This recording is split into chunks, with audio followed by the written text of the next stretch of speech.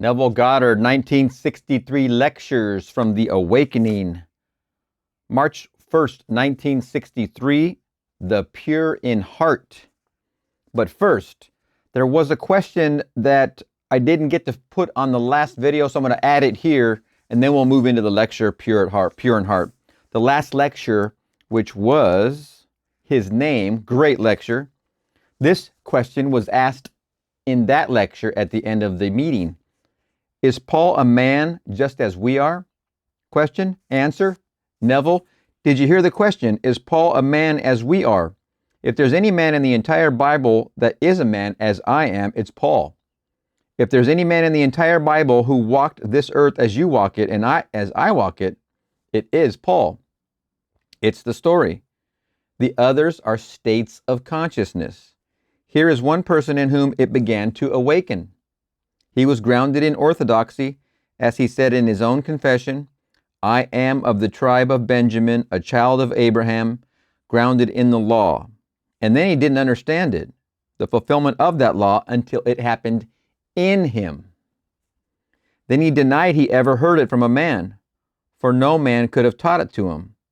So, the gospel that I preach, said he, is not the gospel of a man, for I was not taught it, nor did I hear it, but it came through a revelation of Jesus Christ.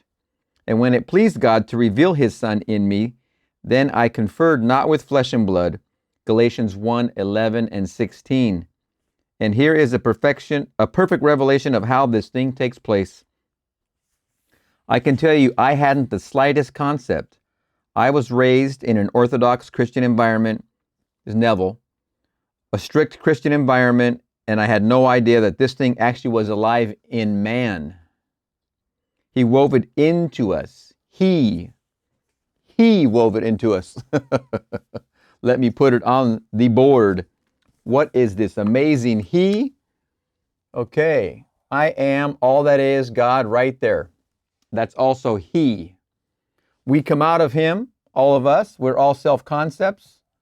We're all a different reality from each other. We're all unique. We can possess a self-concept, be in a self-concept. We'll also change that self-concept by making an impression onto our subconscious. As we fall to sleep at night, it's the best time. Make that impression become a new expression. Then you have this self-concept, which is different than the old one. This one goes away. This one dies. This one is the story of the suicide of Judas. That dies and goes away. Now you become the new self-concept. Sooner or later, you're going to want another one. Let's say you're single, you're not married, and you become married. Then you're married, and then you want to have children. Then your new self-concept is a mother or whatever, and it continues on and on. These self-concepts change continuously. This phrase, He, and here's a perfect revelation of how this thing takes place. I can tell you I hadn't the slightest concept. I was raised in an Orthodox Christian environment, a strict Christian environment, and I had no idea that this thing actually was alive in man, in each of us, okay? He wove it into us. He wove it into us. Then it happened just as you're told in the scripture, only it happened in the depth of the soul, and you go through all the experiences.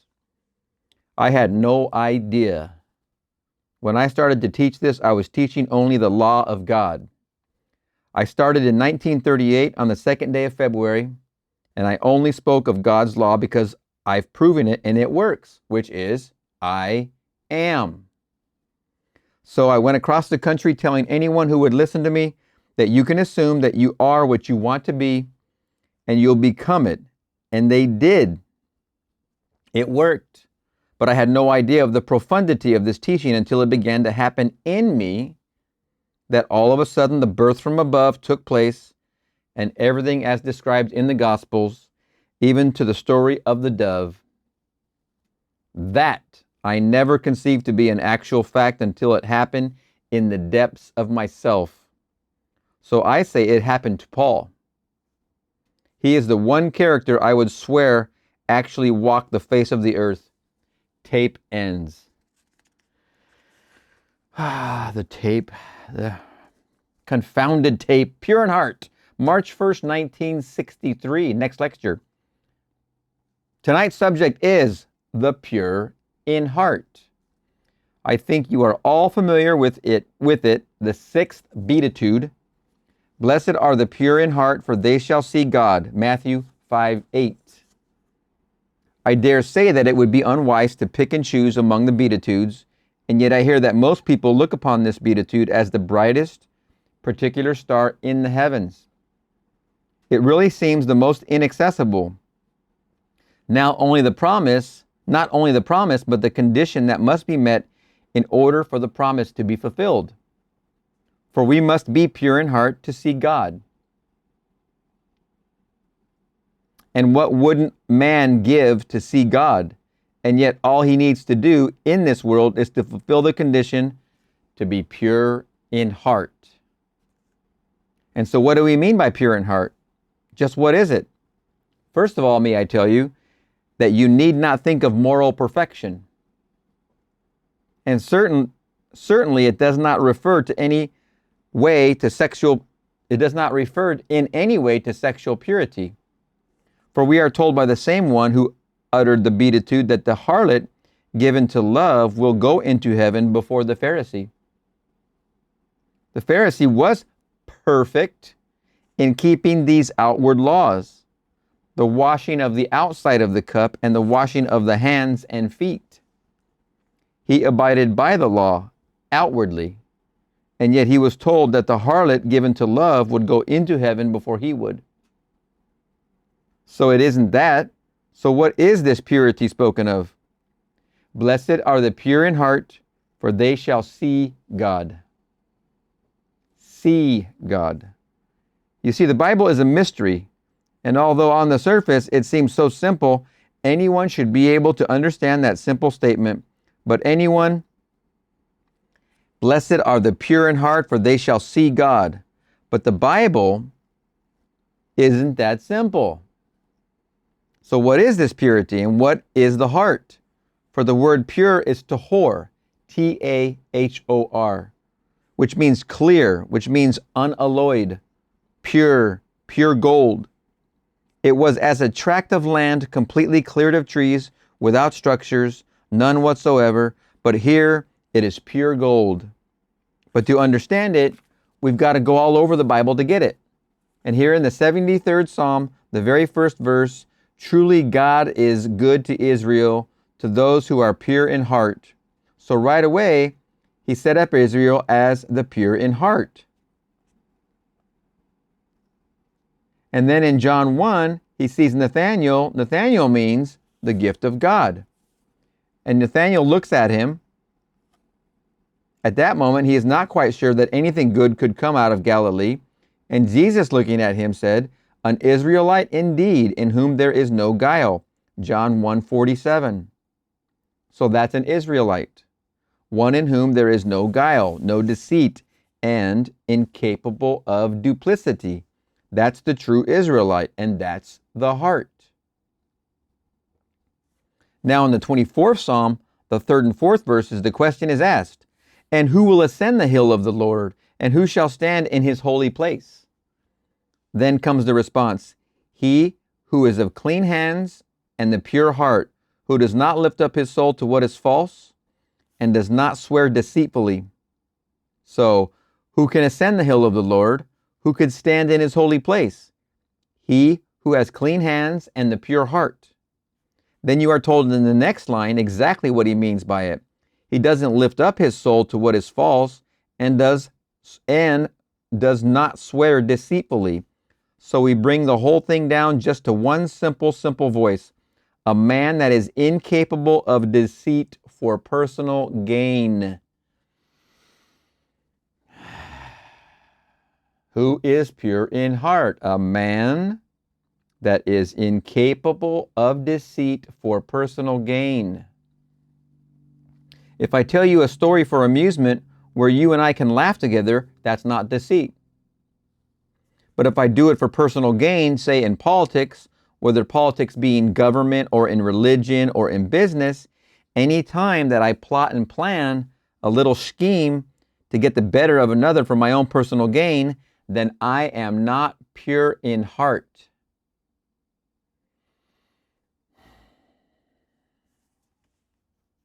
So he's looking for one who is pure in heart, because no one but such a one can see God.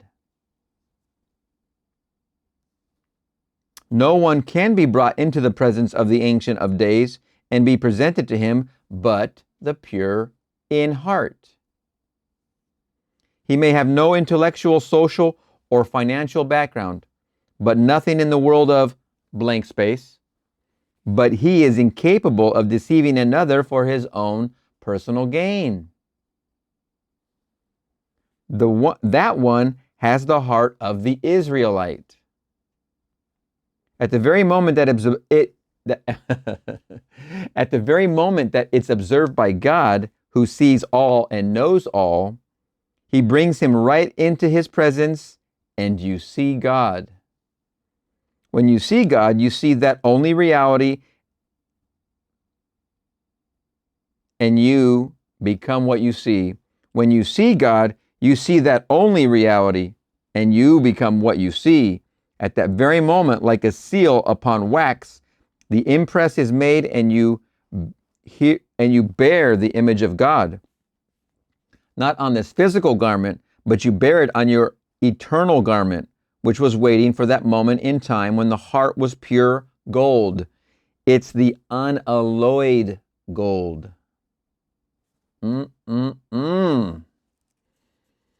Back to the true Israelite. I must repeat this. It's a very important piece that couples with it. And here in the 73rd Psalm, the very first verse, truly God is good to Israel, to those who are pure in heart. So right away, he set up Israel as the pure in heart. And then in John 1, he sees Nathanael. Nathanael means the gift of God. And Nathanael looks at him. At the moment, he is not quite sure that anything good could come out of Galilee. And Jesus, looking at him, said, an Israelite indeed, in whom there is no guile. John 1:47. So that's an Israelite, one in whom there is no guile, no deceit, and incapable of duplicity. That's the true Israelite, and that's the heart. It's unalloyed gold. When you start with this homogeneous substance called the body, for this is simply containing all minerals, all things, and then we are put through furnaces, furnaces of affliction, as the Bible speaks of them. Whew. Not to worry, not to worry. I'd rather speak of them as furnaces of experience. But every test in the world is given to the individual by himself. I think I lost my page. Oh my goodness. This is too much. Yeah, I'm all over the place. Let me get to my page. There's some good stuff I'm flipping through though. Oh my gosh.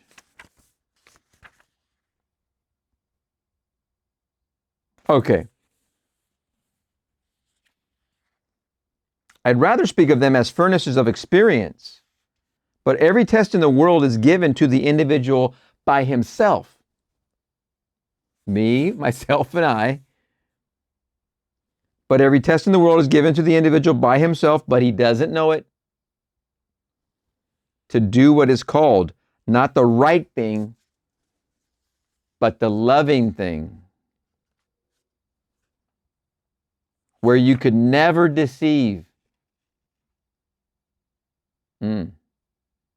This is a highly, highly responsible statement. If you could simply accept this, you would accelerate so fast. If you could accept what is being said right here, right now, you would accelerate into your manifestation technique, into what you want, and find all you desire so fast it would just spin your head. You just have to accept that you're the one doing it. No one's doing it to you. If you think someone's doing it to you, just break out your hand and point it at someone and just take a look at what's happening here.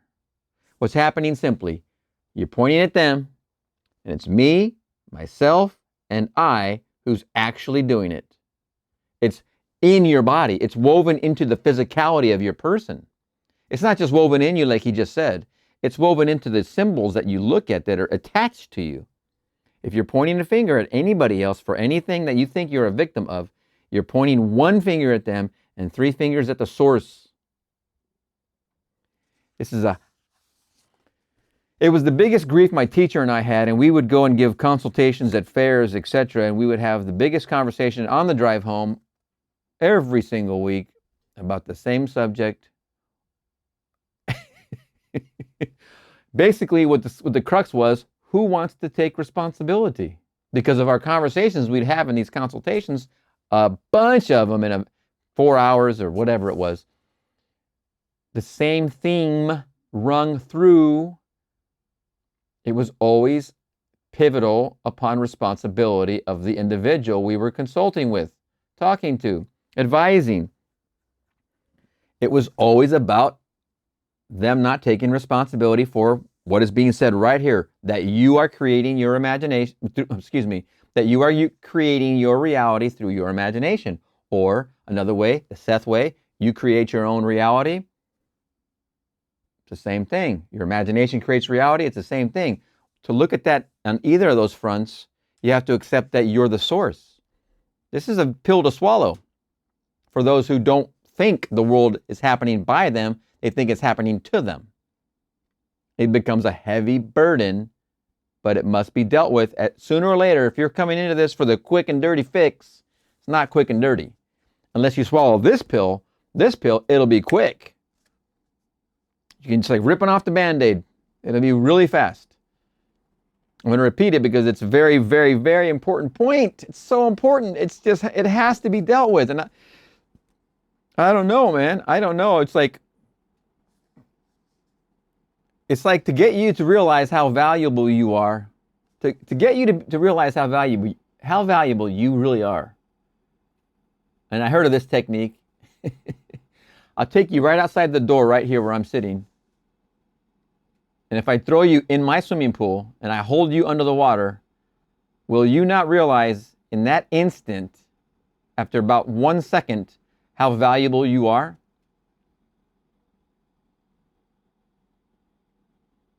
You won't even have to think about how valuable you are. You won't even make a decision about how valuable you are. Your physical person, the physical self that you are, will fight big time to get back into the air. That proves, without your consent, how valuable you are. If somebody could dunk you in their pool and hold you underwater, or if a wave could hold you underwater, and I've been a surfer most of my life, and it's nothing compares to being held underwater by waves. But if you were forced underwater and by someone's hands, you would realize right away how valuable you are, because you want that air so bad. You want to live. You want to breathe again. You don't want it to stop. You want to continue. That's the fastest way to see how valuable you are. And in that value comes responsibility. Sooner or later, you're going to go around these self-concepts until one day you face that ultimate responsibility, that you are creating the life you're living. And by your self-concept, you can better that life. You can change it from here to here, here to here, here to here, here to here. This is this wheel of life, but it demands the concept of responsibility be dealt with. You are creating your experience. And that's not a big deal when you realize He created you in His image. So if you are creating your own self-concept and your own reality, that's not that big of a deal, because He is what you're made of.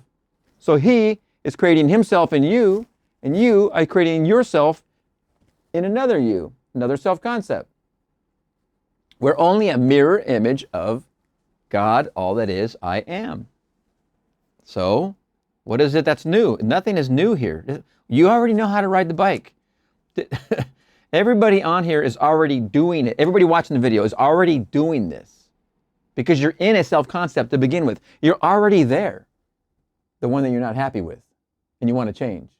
And that's okay, because this is the nature of life. We're meant to ascend. That's why we're here. But if you're already doing it, how are you doing it? Because you're unconsciously doing it. You're not consciously doing it. The purpose of my talk with you is to become a conscious co-creator with all that is. Do it consciously. You saw the Happy Birthday Neville video I put up about 4 or 5 videos ago about the eggs. That's a conscious creation of reality. There is nothing more joyful than the simple experiences, because they build up and they build up your confidence, and then that builds up, and then before you know it, you're changing self-concepts like you're changing socks and underwear. No big deal. But you have to accept that you are creating your life, no matter how good or bad all your experiences have been. They are the furnaces of affliction, which Neville would like to call the furnaces of experience. So, we're going to click into the next step, but understand this is very, very important. When you start with this homogeneous substance called the body, for this is simply containing all minerals, all things, and then we are put through furnaces of affliction as the Bible speaks of them. I'd rather speak of them as furnaces of experience. But every test in the world is given to the individual by himself. But he doesn't know it, in parentheses. But every test in the world is given to the individual by himself to do what is called, not the right thing, but the loving thing, where you could never deceive. And when you've been put through all these tests and you'd still, in front of your own being and your own poverty, rather die than take advantage of another, and that heart becomes pure gold, only it can receive the imprint of the King of Kings. I was just discussing this in one of the comment sections of the videos, how powerful this information is, and just to be reading it to you, it can be overwhelming on this end. I mean, that sentence right there wants to make me fall out. I mean, I want to fall out from that. That is, I'll try and repeat it, because I got a big old lump in the throat. And when you've been put through all these tests and you'd still, in front of your own being and your own poverty, rather die than take advantage of another, and that heart becomes pure gold, only it can receive the imprint of the King of Kings.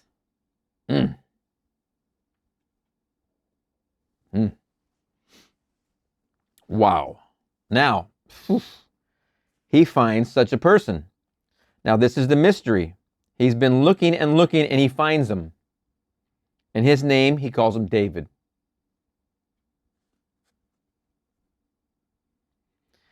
After putting himself through all the furnaces, he extracts the pure gold that can take his imprint, and that he calls David.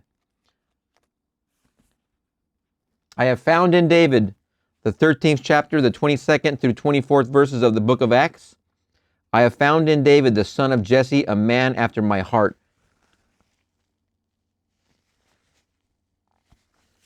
Here for the first time, I brought forth exactly what I wanted. I found in David, the son of Jesse, a man after my heart, of whose posterity God has brought forth a Savior, Jesus, as he promised.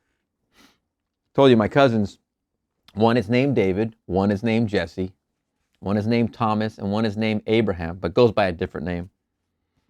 Now, the word Jesse actually means I am. He is the father of David. So who is begetting that heart? I am. You put yourself unknowingly from your present level into every situation in the world to test that goal. So here you are embedded in this homogeneous substance containing all things, but you've got to extract only pure gold. And that pure gold is David. So I have found in David, I brought him forward, the son of Jesse, the son of I am. So I bring it out, and out of it now I make myself a pledge. This is the pledge that told us This is the pledge that's told us in the 7th chapter of the book of 2 Samuel. And I will now bring forth from your body your son. The words are, and when you lie down with your fathers, I will raise up after your son, who shall come forth from your body. I will be his father, and he shall be my son. Verse 12. And now the process begins. He's found him, and from him, he's going to bring forth now his own likeness. He's found David, his only begotten son. That's pure gold. Now God now begins the process of making what he has brought forth into his own image. Now, let us make man in our image after our likeness. Genesis 1:26. Remember the plural. There's 2 times in that plural. Let us make man in our image after our likeness. 3 of them. Man being the shortened version of the word manifestation is what I think. You can't make man until first you produce this pure metal, this pure gold. And so God became embedded in what is called a garment of flesh. And in it, he moves through all the furnaces of experience until he can produce out of it the pure gold. Then from it, he now brings forth himself. He's going to make himself, and making himself, he's making us, individuals. Now, it doesn't make sense, but you listen to it carefully. In the 44th chapter of Isaiah, the very last verse, what is said of Cyrus is said of David, and the name only appears twice in the book. Just a couple of times in the book. In the 44th and beginning the 44th of Isaiah, Cyrus is called my shepherd. That's what David was called. I have found my shepherd, and he will do all of my will. David will do all of my will, so you can see the two are as one. Now, in a wonderful manuscript, which is used in the Apocrypha, also in the traditional books of our Bible, and Cyrus is made to say, it's supposed to have this manuscript, this parchment. I am Cyrus the king, the great king, the mighty king, the son of Cambyses, the great king. I am the grandson of Cyrus, the great king, exalted according to the beneficence of their hearts. Now here we find Cyrus, Cambyses, and Cyrus.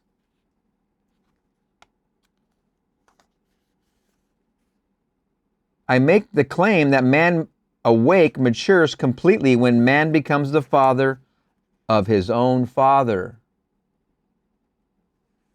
He's Cyrus, his father is Cambyses, and his grandfather is Cyrus. So Cyrus awakes and he says, I am Cyrus, the king, the great king, the mighty king. I am the son of Cambyses, the great king, the grandson of Cyrus, the great king, exalted according to this love of their hearts. Now here we come back. David seems to be something that I begot. I promised myself I'm going to extract something that is gold, my very being. I will rise up after you, rise up out of your very body, your son, who will come forth from your body. Well, that's gold. I will be his father, and he will be my son. Now we are told that he buried this in the mind of man. The word mind and the word heart are the same in Hebrew. When we are told in the 3rd chapter, the 11th verse of Ecclesiastes, that God has put the world into the heart of man, yet so that he cannot find out what God has done from the beginning to the end. That word translated heart and the word translated world are now changed in the modern version of the Bible, and the word heart now becomes mind, and the word world becomes eternity. So, and God has put now eternity in the mind, into the mind of man, so that he cannot find out what God has done from the beginning to the end. That same word translated world is now translated eternity. And the word translated heart in the King James Version is now translated mind. It's the identical thing. What did he put into the mind and the heart? The whole personality of a man is that gold. He had to first make them. When man becomes incapable of duplicity, but incapable of deceit, he has the gold. And the gold is in that man.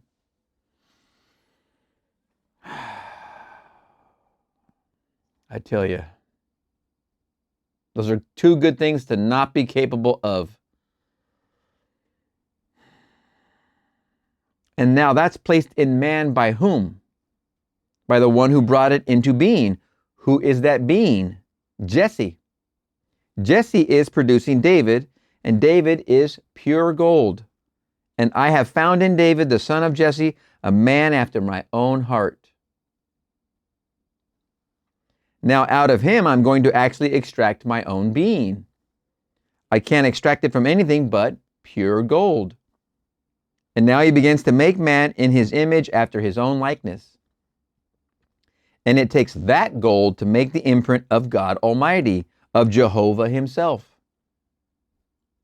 So everyone in the world will do it because Jesse is buried in you as your own wonderful I amness. If you should drop dead this very second, like right now, it doesn't make any difference. The play goes on. And he'll put you into situation after situation after situation until finally you become incapable of deceit.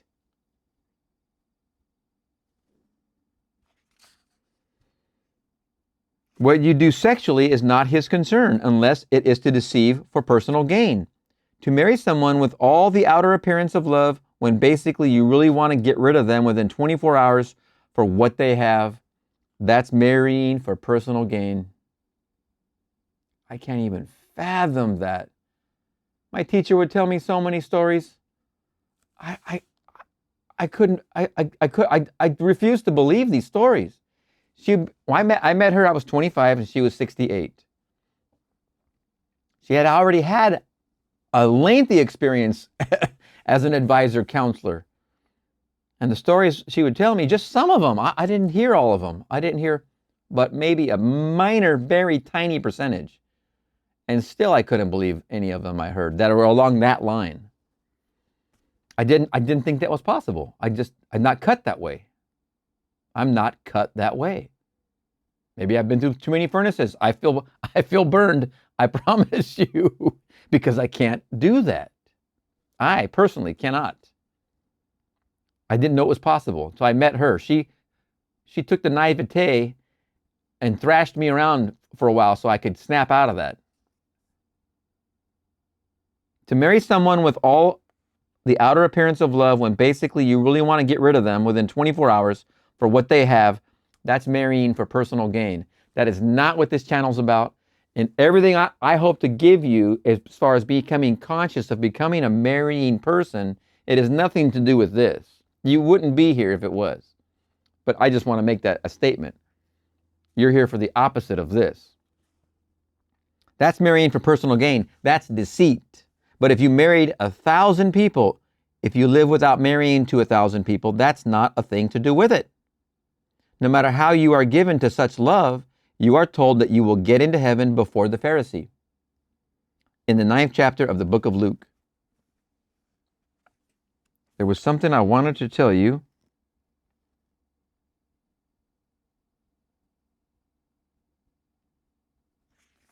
The play goes on no matter what you're doing. If you should drop dead this very second, it doesn't make any difference. And he'll put you into situation after situation after situation until finally you become incapable of deceit. As a probable reality version of this map, here you are in this life, here you are in this other life, here you are in this other life, this other life, this other life. This life right here, let's say for fun, you drop dead. Well, you're going to go to this one. You're going to go to this one, this one, this one, this. You're going to go to a whole bunch on the wheel until you are incapable of deceit. What's working out of you? The impurity. That's what's becoming worked out of you. When you are pure gold, that's when you're incapable of duplicity. That's when you're incapable of deceit. The people who feel that way right now watching this, you're in the right place. And I mean not just here on this channel, I mean in reality. You're in the right place. It's taking you some time to get here. If you're listening to this and you feel what I'm throwing down from Neville, you know, I got to say this.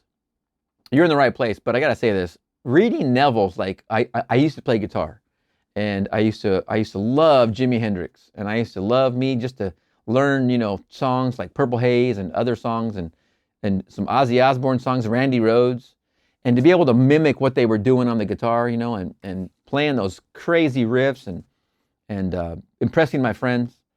And it's just wild to learn something that sounded so incredible. Then you practice and practice and practice, and then you do it, and then you realize, you know, I'm not the creator of it, but it sure feels good to be able to take something that sounds that wild and be able to learn it. And these guys also learn from somebody else. Let's not kid ourselves. But the intent that flows through the middle of this is what I'm talking about. It's this reading of Neville that is really a profound thing. The Neville material is beyond Jimi Hendrix. It's way beyond, and it's wonderful. It's wonderful to share this with you. And I've gotten a couple comments, and I appreciate those comments of the feedback that you really like this coming across this way. Let's continue. But the question is asked to lead up to it. So I ask you a question, said he. A man said to his first son, go into the vineyard and work. And he said, I will not. But afterward repented and went into the vineyards. He said to his second son, go into the vineyard and work. And he said, I'll do it, but he did not. I ask you, who obeyed the will of his father? They said, the first one. He said, I tell you, the tax collectors and harlots will get into the kingdom of heaven before you. Matthew 21:28. For you are just then like the second son. He says, I'll do it, but you don't do it. The first son repented. He said, I won't do it, but he repented and changed his mind, and he did it. You can hear it, can't you? And so everyone in the world is brought into these unnumbered situations where they are faced with it, and though you starve, you still can't take advantage of another. Don't forget, I'm sure Neville went, and I forget where I heard it, but I know he went days without eating, without having food in his belly. And back then, there was no assistance. There was no government assistance yet. But I know he went hungry, to sleep without food, who knows how many days. At the time, it was very, very difficult. And right here, when he says that, you know he experienced this. And so everyone in the world is brought into these unnumbered situations where they are faced with it. And though you starve, you still can't take advantage of another. You'd rather be dispossessed than go through all the things of the world that would seemingly dishonor everyone. You'd rather do it than take advantage of another for personal gain. Can't do it. When man comes to that point, he's pure in heart. It hasn't anything to do with the moral code of the world. So don't think of this in any way as moral perfection that is attained by an individual. And don't think of it as the world would naturally think of it, as sexual purity. Nothing has to do with sexual purity and the world sees as the world sees it. It is all to do with duplicity. Remember, cowboys and aliens. God doesn't care where you were. He only cares where you are. It's all about right now. He doesn't care who you were or where you were. He only cares about who you are or where you are. That's right here, right now. Great movie. The preacher's role in that movie, man. If you haven't seen it, great watch for those lines. Everything he says is gold. Can you really be double-minded and say one thing as a promise when you intend another, which is to get personal gain at the expense of the other, whether it be a party, an individual, a family, or a government. And so, blessed are the pure in heart, for they shall see God. And that pure in heart is that when the gold is actually there, having been put through all the furnaces of experience, and finally, when I arrive at the point, just let me die. I haven't eaten this day, I haven't eaten this week, but let me die. But I can't take advantage of another for personal gain. At that moment, may I tell you, and I'm speaking from experience,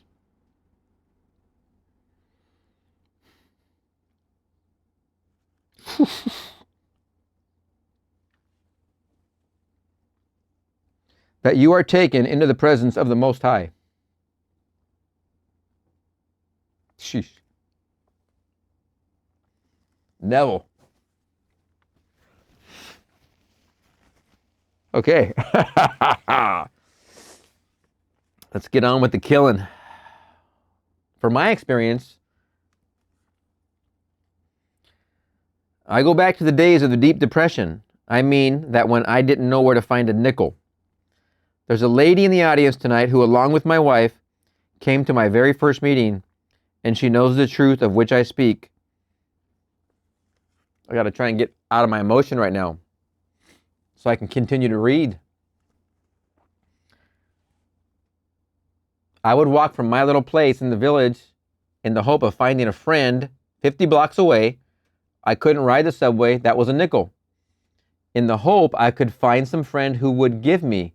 I couldn't borrow it with collateral. In the hope that eventually someone would give me a quarter and I would make something and pay it back. For I had 4 mouths to feed. My dancing partner and her parents. If I could find a quarter, I would buy vegetable and a little olive oil and walk back the 50 blocks. Many a day I couldn't find a friend who had a quarter, but I would pass the places and I couldn't take one piece of lettuce. I could not take anything from those trays all exposed. I couldn't. I'd go back hungry. Just tell them of my experiences. I couldn't lift a thing.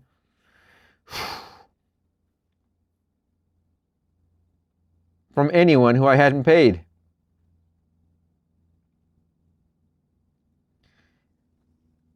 It wasn't mine. See if I can make it.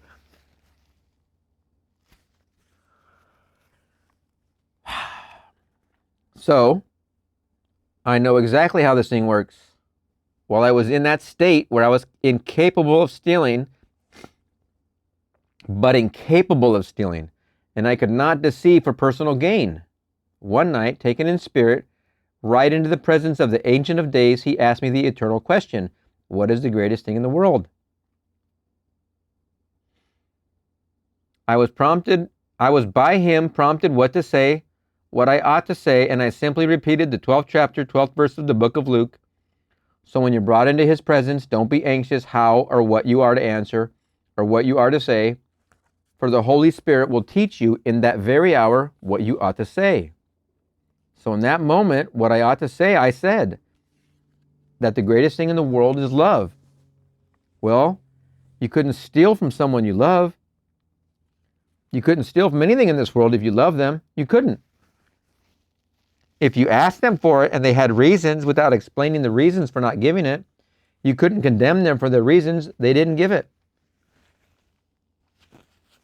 You couldn't condemn them for their actions and their reactions.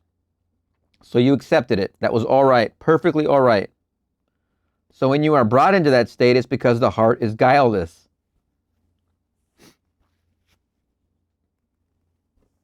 And he finds some Israelite. Behold, an Israelite indeed, in whom there is no guile whatsoever. He is guileless.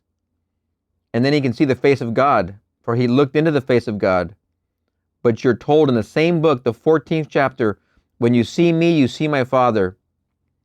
So he saw the Father because he was without guile, and his face was unveiled.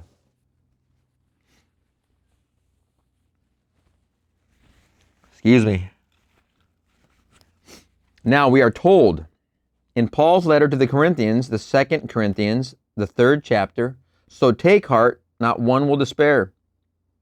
and we all with unveiled face, beholding the Lord, will be changed. But rather, it is said in the present active sense, we are being changed from one glory to another glory by the Spirit. Verse 18. We are actually being changed by beholding the face from one glory to another glory. He uses the word advisedly. We all, unveiled, beholding the Lord, are being changed into his very image from one glory to another glory. So I tell you, don't despair. If today you think, well, it's easier to get away with it than to face society, and you get away with it, perfectly all right. Do it. Tomorrow you'll be faced with a similar situation, whether it be in this little world of ours or another world. There are worlds within worlds within worlds, but you will not come out of the furnaces until it's pure gold.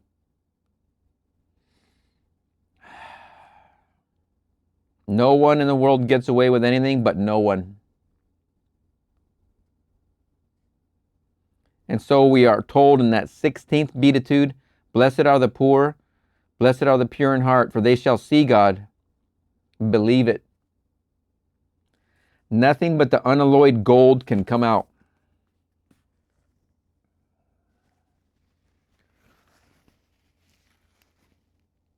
Now, I love all the beatitudes, but I must confess that this excites me.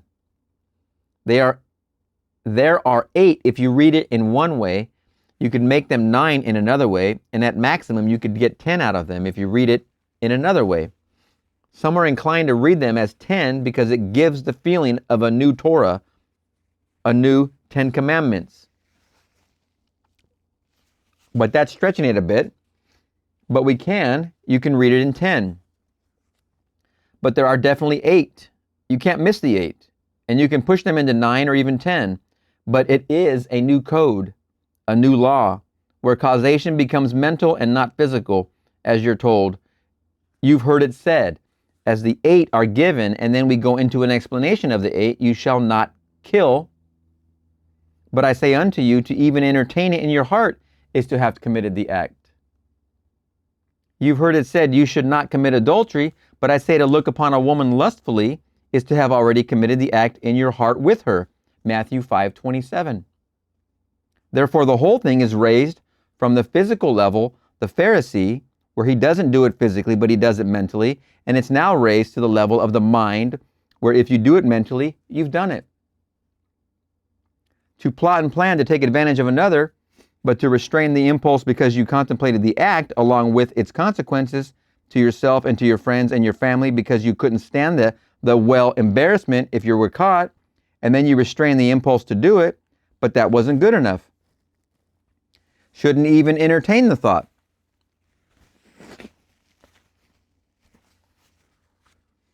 And so to entertain the thought is to perform the act, and with the new code. And so you can't even entertain the thought. And when you blank space, do not refrain the impulse.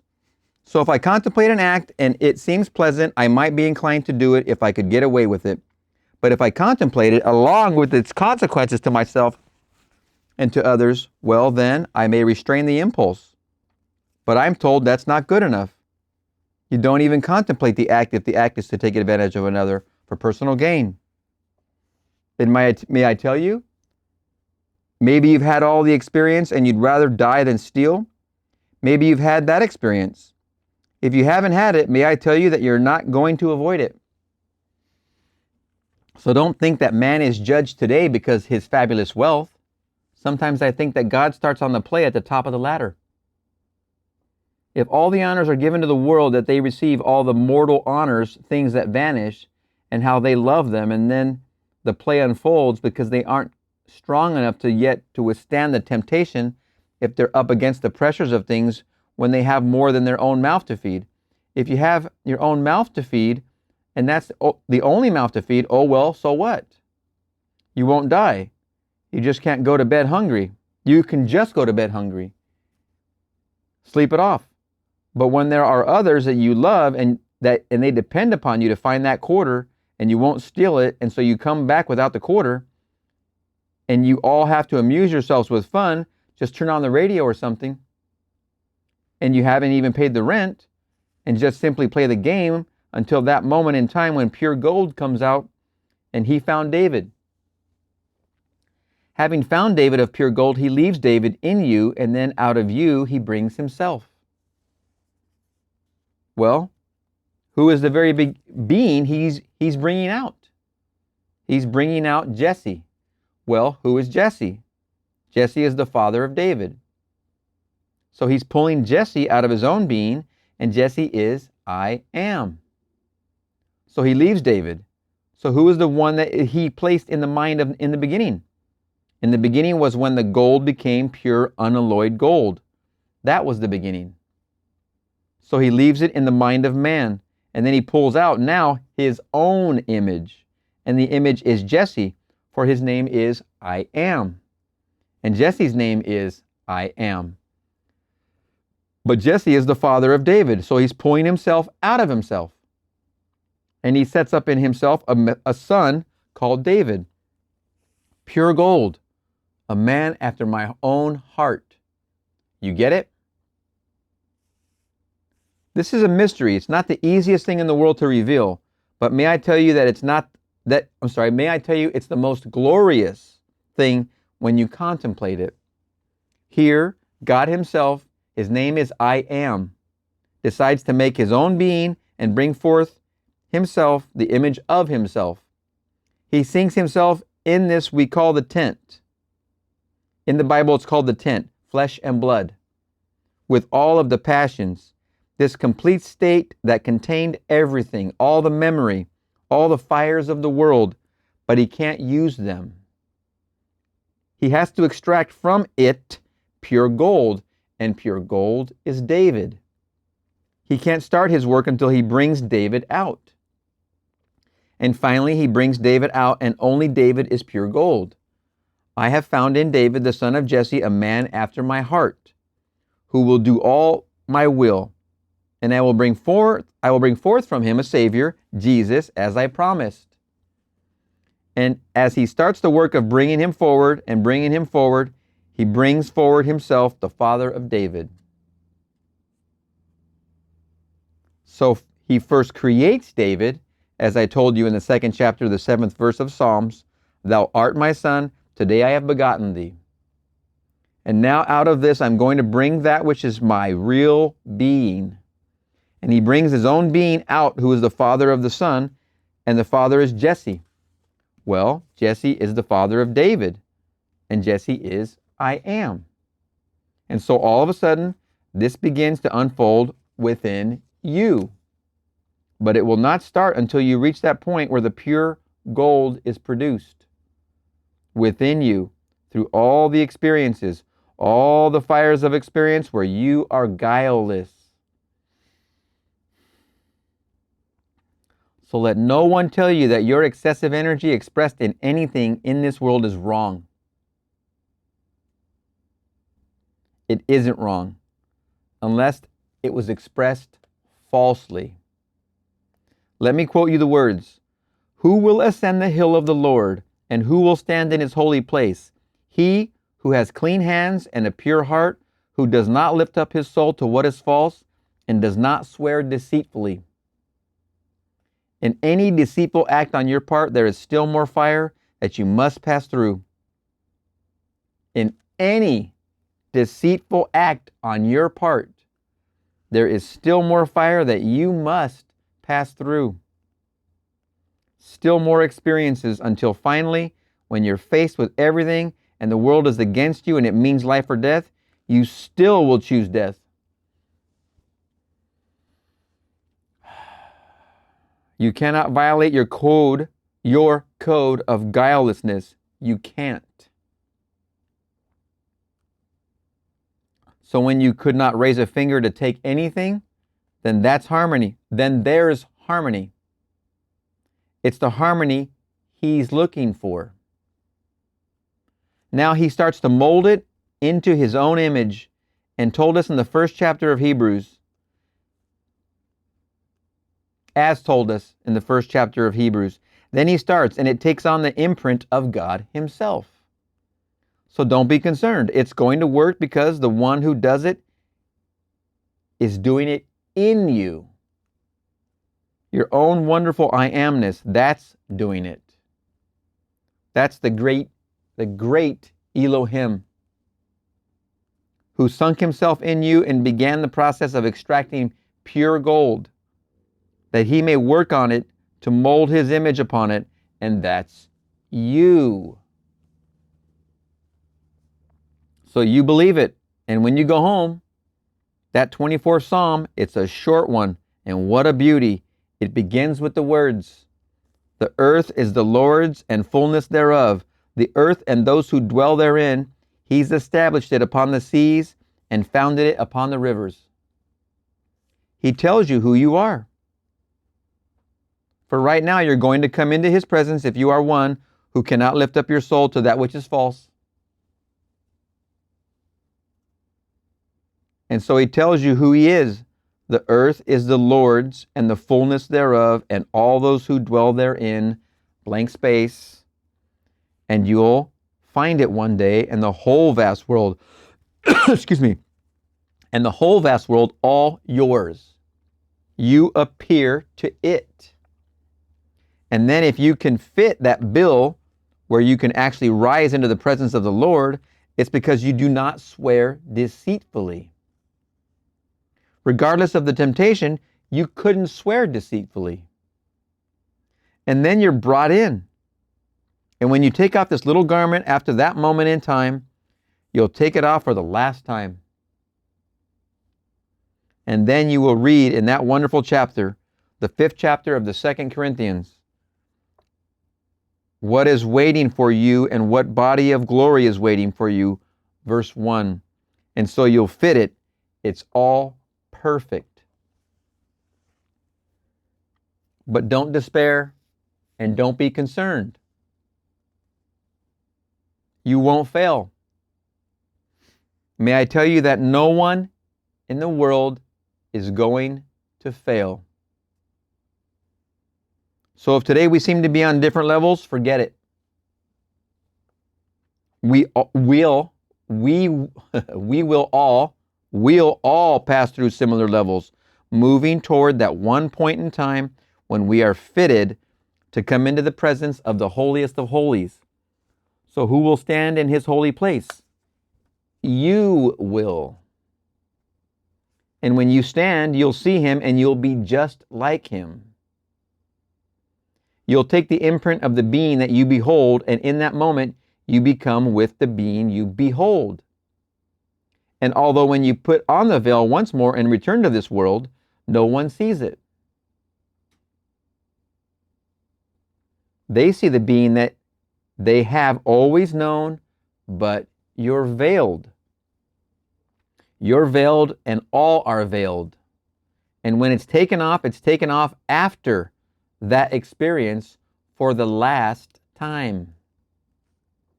So when he is asked the question after the statement is made, the foxes have holes and the birds of the air have their nests, but the Son of Man has no place to lay his head. Matthew 8:20. The Son of Man is waiting for just such. It's unalloyed gold in the hearts of man. Because literally a nest means this moving tabernacle, this thing called the flesh. He's waiting for it to be just right. And at the moment when it's just right, when you least expect it, he's taken into the presence where he receives the imprint, just like a seal upon wax, a seal upon wax. He returns once more veiled, and no one knows because he's the being that he was prior to that. But he's not so to himself. He knows what he saw, and he knows what he became at that moment. He was like the molten gold that took it and returned to tell it. He was like the molten gold that took it and returned to tell it. So I tell you, don't seek the opportunity because he's in you, your own I am, because he in you, your own I amness, he's working it out for you.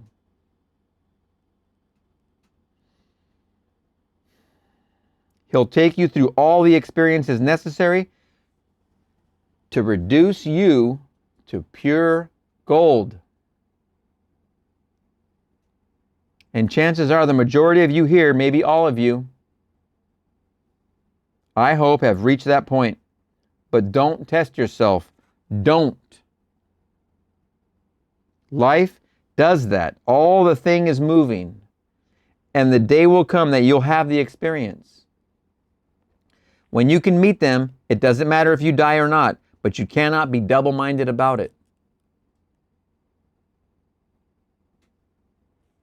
Knowing you couldn't be, well then it's done, and he sees you. He sees in you the David he's been looking for. He's always looking for David. So the 89th Psalm, he said, I have found David. He has cried unto me. Thou art my Father, my God, and the rock of my salvation. Verse 26.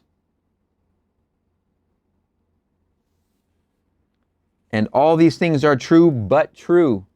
They're unbelievably true. Suddenly you actually have an experience that was written 4,000 years ago.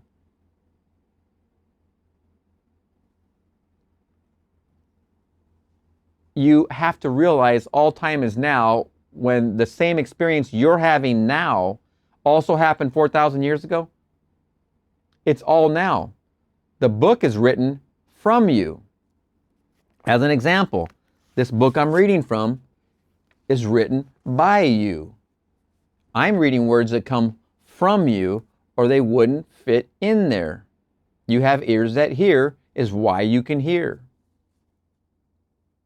All these things are true, and all these things are but true. They're unbelievably true. Suddenly you actually have an experience that was written 4,000 years ago. These words were written and put on parchment thousands of years ago, and you thought they were relating some little incident of 4,000 years ago when they were not.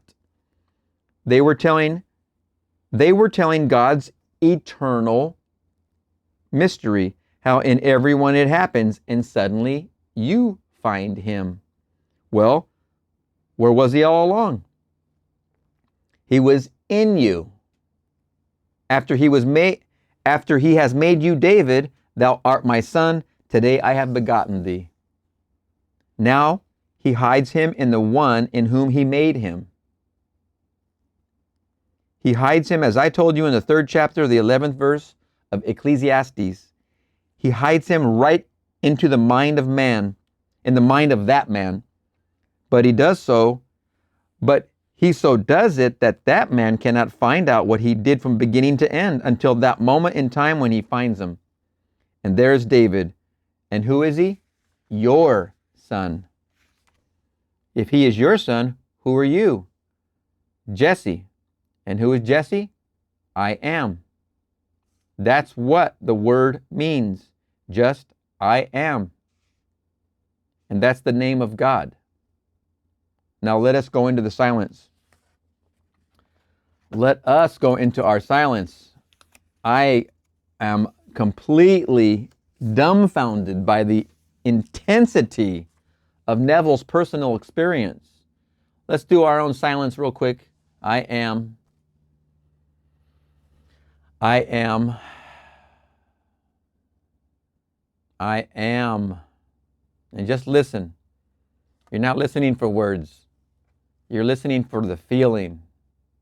I am. I am. What is it you feel? Listen to that feeling. Neville's personal experience, I didn't realize it was, I always jumped the gun on Neville. I didn't realize it was coming that fast, but it definitely throws me for a spin because I so appreciate the man just for being and doing what he's done, and how profound to stand in those shoes and walk those steps, and the personal experience. If you look at Jane Roberts and Robert Butts of the Seth material, it was not unlike the experiences of Neville. Very, very similar. Very much impoverished people that were very creative, Jane and Rob, just like Neville. I mean, they're two peas in a pod. I realized Neville's before Jane and Rob, These books are when Seth first unveiled himself to Jane and Robs. I forget the exact date, but it was in 1963. I'll mention it in the next video. Jane had an out-of-body experience where she left her body, went into the windowsill and into a nail sticking on the windowsill. And during that time, she wrote down some information, and that was Seth channeling through Jane. And that's how that first happened, was in 1963. And I believe the Seth material first book started in 66, but they had already written a bunch of sessions between 63 and 66. Wonderful body of work, but back to the point, Jane and Rob and Neville have led, to me, from my view, very similar experiences in the beginnings. Very, very impoverished, very, very up against it all. And this lecture explains it wonderfully. And I can't help myself, because I had an opportunity to meet Rob Butts, and I was not in a position to pay for that flight and the fee for the seminar, because it was on the East Coast.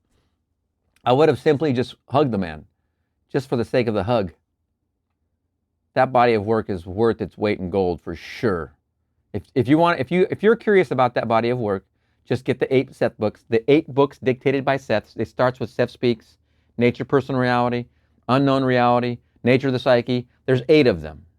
Just read them in actual order, and it will be a profound experience, similar to what we are experiencing here. I think this is this is the cherry on the sundae, Neville. That body of work definitely has an impact as you read those 8 books in order. But back to this point. These personal experiences of our teachers, they are something to be appreciative of. At least by me, I am. I mean, it blows my mind. Walking 50 blocks in New York in the hopes for a quarter, in the hopes that a friend somewhere has a quarter. He's got 4 mouths to feed. Fascinating responsibility. Fascinating. Okay, question inaudible. Do we have responsibility to, okay, answer Neville. I'm always jumping the gun here. Do we have responsibility to blank space? My dear, it's an excellent question. The name of the being who is doing it is I am. If I ask you a question now, tell me your name, you would reply, I am, before you gave the name, wouldn't you? Well, that's the being who's doing it. He's buried in you. And he's gone through unnumbered ages, purifying that homogeneous substance, separating it so he can only bring out the unalloyed gold. If you don't think different after you've watched this one video, this one lecture, if you don't think different after this one, I don't know what you're made of. If you made it this far. Wow. And he's gone through unnumbered ages, purifying that homogeneous substance, separating it so he can only bring out the unalloyed gold. And so all the mixtures cause one to act in the unnumbered ways that they do. So your answer is that in the sense that the being who is doing it, you named before you gave it your earthly name that you now at the moment bear. Is that clear? It's exactly what Seth said. You choose your name. My teacher taught me that in the very beginning. You choose your name. Vicky, Neville's daughter, told her her name was Victoria in a dream before she was born. So he named her Victoria. The same with the son, I believe, too. Question, inaudible. Answer, Neville. He'll never in eternity depart from that homogeneous substance into which he sunk himself when he decided to make man in his own image. But he has to make it, first of all, out of pure gold. May I tell you that it is really pure gold? I'm not kidding. When you see it one day after the temple has been torn from top to bottom, as you're told in the book of Hebrews, it identifies the spiritual body with the curtain of the temple. And the curtain was torn from top to bottom, and then he entered into the Holy of Holies forever. Hebrew 9:3. No intermediary thereafter, but when it's torn, You look and you see molten gold, glowing liquid gold, and you know it is yourself. You will say with Blake, I behold the vision of my deeply sleep of 6,000 years, circling around my skirts like a serpent of precious stone and gold. Then suddenly you'll say, I know it is myself. O my divine creator and redeemer, at that very moment, the being who created you, you are he. He made you into his own being and succeeded in giving you himself. So you are looking at pure gold. And then you, as this molten gold, up you go like a serpent to fulfill the statement in the 3rd chapter of the Gospel of John.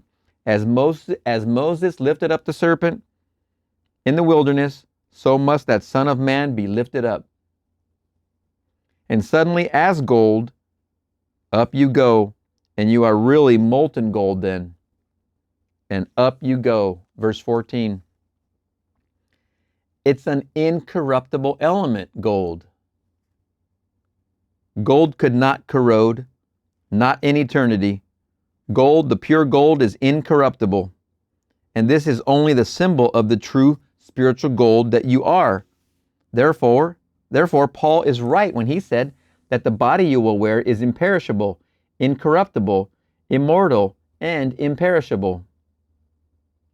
He said it twice.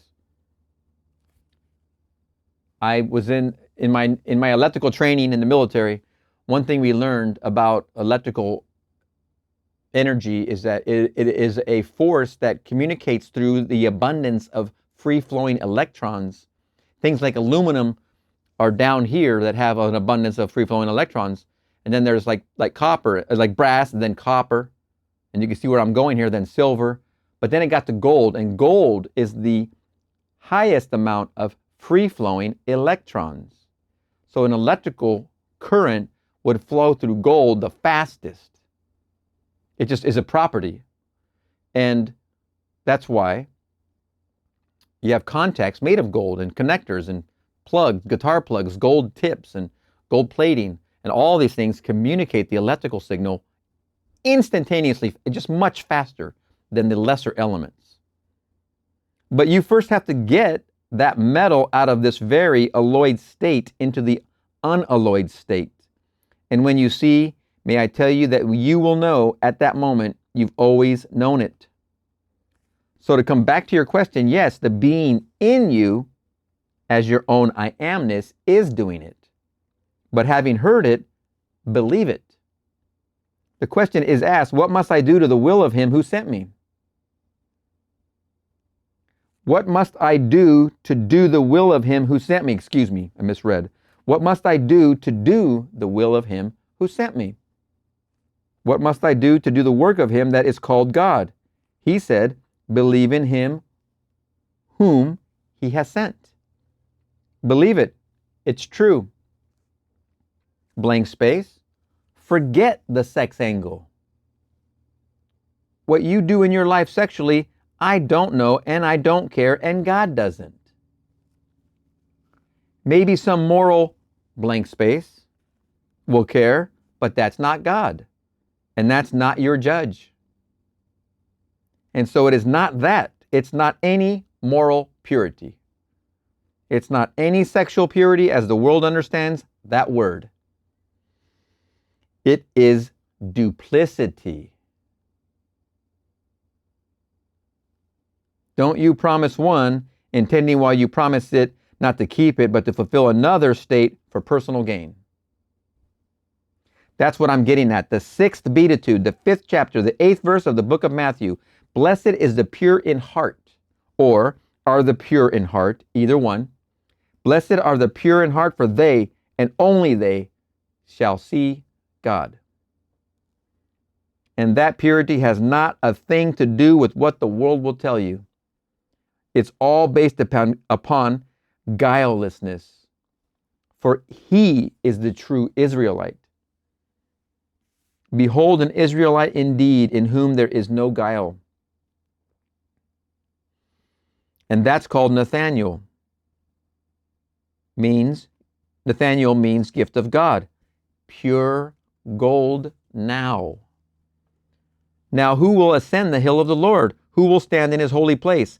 He who has clean hands and a pure heart. And you know what clean hands and pure heart represents now. To murder is better than the other. To murder for personal gain is full of guile. Moses murdered the Egyptian who killed a Hebrew boy, and yet he saw God.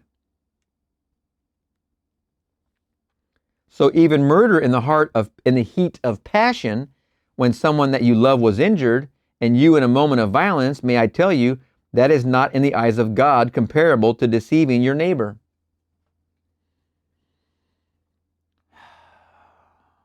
Can you imagine how backwards these prisons would be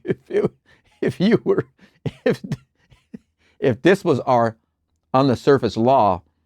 If you murdered for personal gain, as some do, many do, and you go into that world, those who plotted and planned it, they have plotted and planned the destruction of millions for personal gain for their individual governments.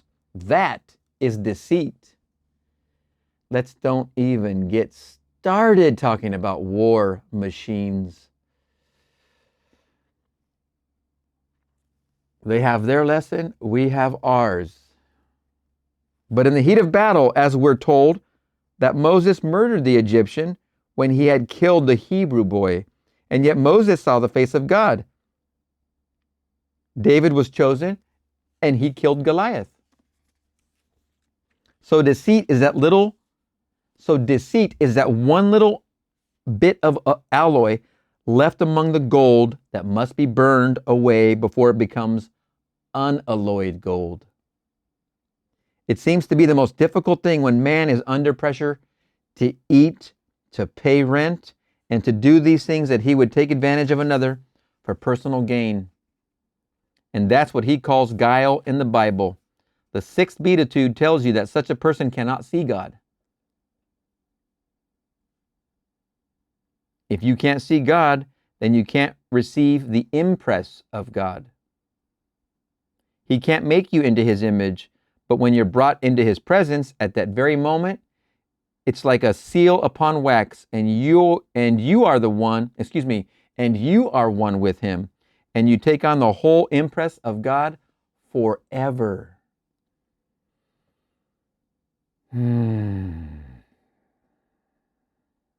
It's your immortal body, your indestructible body. But you can't be brought into his presence until you are pure gold in his eyes. The one he calls David. Tape ends. Oh my. What a lecture. I don't even know how long that took, but I embellished, of course, but man, oh man, on that night, I know more had to have been said, or more questions. Oh my goodness. I don't know about you, but I need to go lay on top of my pool in a floaty for a while. Oh man. I can barely ask you how you feel after that, because I am over here completely flabbergasted with joy, pure joy after that lecture. Do your I am homework. Your homework is to go into your own silence. 60 seconds. Start off with 10 seconds. Go 30 seconds. I am. Just close the door to your closet. Breathe if you must. Not in my pool. Breathe if you must. I am.